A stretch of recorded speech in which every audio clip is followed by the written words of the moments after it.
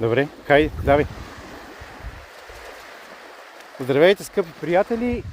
С едно кратко клипче от по-близкия плаж до нашата къща да ви кажа какво се прави на вашия имот, когато времето не става за плаж. В момента точно си става за плаж, даже ето там има един човек, дето плува. Само че е студена водата, но какво се прави, когато имаш имот в Гърция и не става за плаж и плажуване?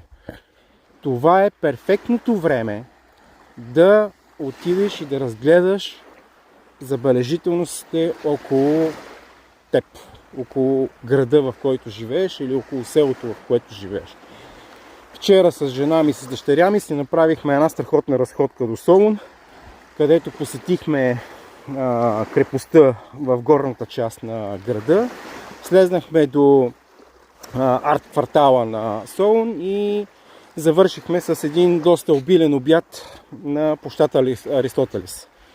Това време, когато е 15-16 градуса и не можете да влезете в морето, или ви е студено да влезете в морето, очевидно, ето го там човека, не знам дали се вижда, на него не му е студено да влезне, е перфектното време да отидете и да обиколите забележителностите. Защото ако го направите юли или август, тогава температурите са, айде да не казвам някакви екстремни температури от 40 градуса, но въобще не е приятно да се качиш на тази крепост и горе да е 34 градуса. Крепостта в Солун, която ви казах.